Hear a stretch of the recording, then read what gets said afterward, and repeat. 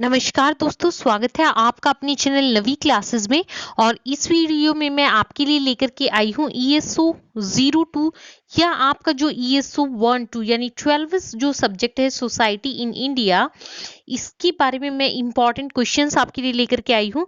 तो आपने हमारे चैनल को अभी तक सब्सक्राइब नहीं किया तो सब्सक्राइब कर दो, क्योंकि आपके लिए हमारी वीडियोस जो हैं वो बहुत बहुत ज़्यादा यूजफुल होने वाली है और हेल्प करेंगी आपकी वो आपके एग्जाम्स में अच्छे से अच्छा स्कोर करने के लिए।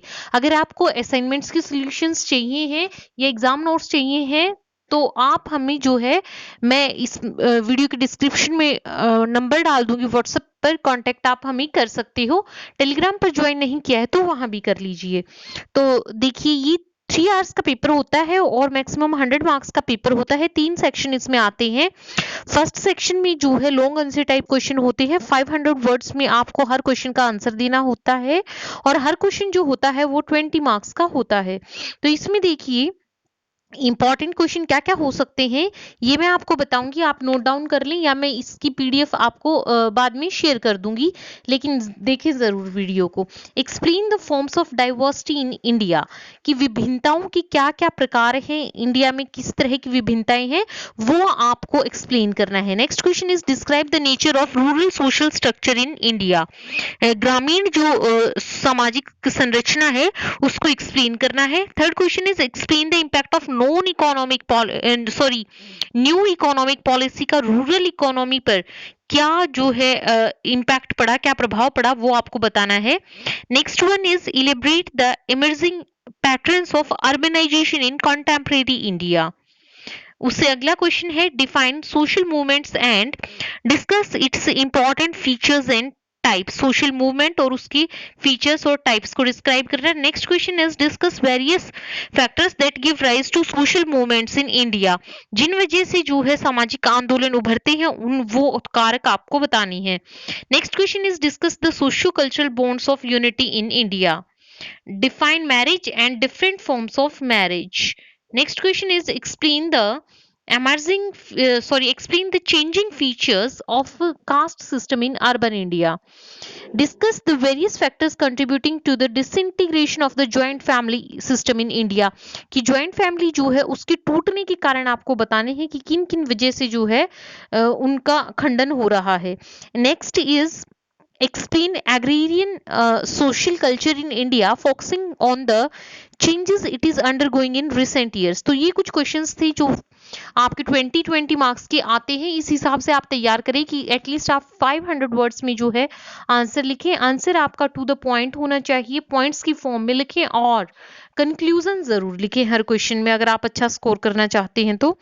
नेक्स्ट इज सेक्शन सेकंड, जिसमें आपके 250 वर्ड्स में आपको लिखना होता है और 12 मार्क्स के क्वेश्चंस आते हैं, इंटरनल चॉइस होती है। तो इसमें क्या है, explain social divisions among Muslims in India with stable examples.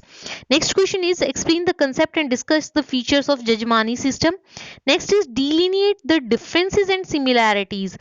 North Indian and South Indian kinship में आपको कभी आपसे differences पूछ लिए जाते, कभी similarities, कभी दोनों। Write a note on the changing status of women in contemporary India. Discuss the major issues associated with the tribal movements in India. तो ट्राइब्स पे भी जो है क्वेश्चन आने के काफी चांसेस रहते हैं।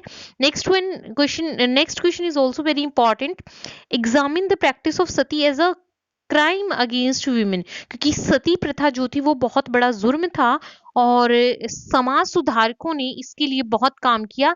तो इस पर जो है क्वेश्चन सोसाइटी से रिलेटेड इंपॉर्टेंट क्वेश्चन बनता है।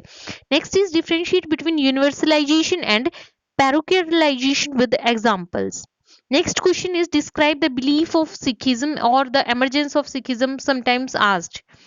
Next is discuss the impact of Green Revolution in India. हरित क्रांति का क्या प्रभाव पड़ा। Next question है explain the relationship between caste and poverty.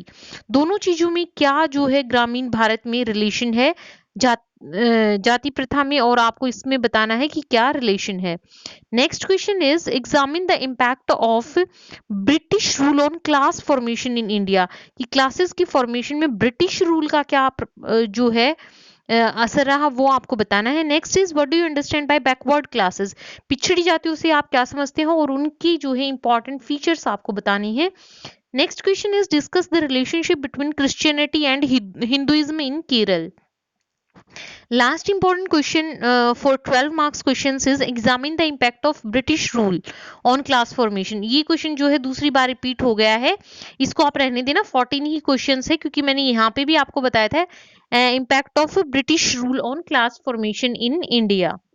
तो ये क्वेश्चंस आप जरूर कवर कीजिएगा।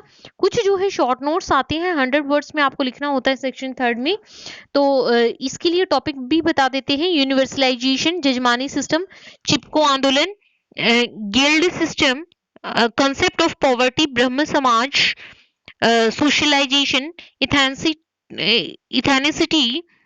नेक्स्ट वन इज पैरोकेलाइजेशन, ये आपने 12 मार्क्स में भी कवर किए हैं कुछ क्वेश्चंस।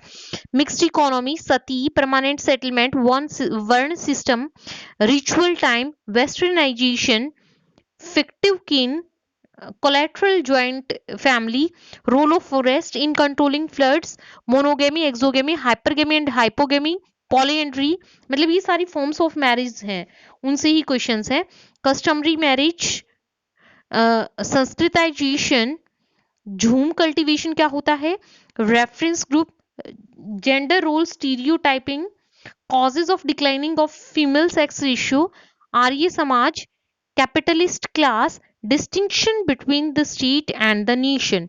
तो ये थी कुछ शॉर्ट नोट्स जो मोस्ट एक्सपेक्टेड हैं, और अगर आप पूरी जितने सारे क्वेश्चंस मैंने बताए हैं सबको कवर करके जाएंगी तो आप निश्चित तौर पर जो है बहुत अच्छा स्कोर आप करेंगी।